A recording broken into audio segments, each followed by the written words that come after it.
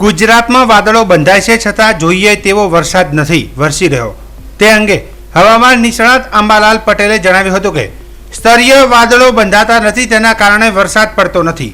જો કે આગામી સમયમાં 14 જુલાઈથી બંગાળના ઉપસાગરમાં વરસાદની સિસ્ટમ સક્રિય થશે, જેને પગલે 17 થી 24 જુલાઈ દરમિયાન ગુજરાતના કેટલાક ભાગમાં ભારેથી અતિભારે વરસાદની શક્યતા છે। કાકા, આગામી એક અઠવાડિયું ગુજરાતમાં ચોમાસું કેવું રહેશે? આગામી એક અઠવાડિયું ચોમાસા અંગે જોઈએ તો લગભગ હમણાં તારીખ 15-16 તારીખમાં રાજ્યના કેટલાક ભાગમાં વરસાદ થવાની શક્યતા છે અને હમણાં લગભગ મધ્ય ગુજરાતના અમદાવાદ ગાંધીનગર ભાગોમાં ઝાપટા પડવાની શક્યતા છે। પરંતુ તારીખ 15મી આસપાસ બંગાળ ઉપસાગરનું એક વહન સક્રિય થતાં તેના લીધે તારીખ 16-17માં દક્ષિણ સૌરાષ્ટ્રના ભાગો અને દક્ષિણ ગુજરાતમાં ભારેથી અતિભારે વરસાદ થવાની શક્યતા રહેશે। મધ્ય ગુજરાતના ભાગોમાં પણ ભારે વરસાદ થવાની શક્યતા રહેશે।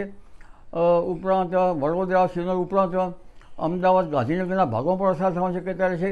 સાબરકાંઠા, અરવલ્લીના ભાગોમાં પણ વરસાદ થવાની શક્યતા રહેશે અને પંચમહાલના ભાગોમાં પણ વરસાદ થવાની શક્યતા રહેશે। ઉપરાંત ઉત્તર સૌરાષ્ટ્રના ભાગોમાં પણ વરસાદ થવાની શક્યતા છે। કચ્છના ભાગોમાં પણ વરસાદ થવાની શક્યતા રહેશે।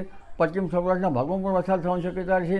એટલે તારીખ 16થી 24માં રાજ્યના ઘણા ભાગોમાં સચરાચર વરસાદ થવાની શક્યતા રહેશે।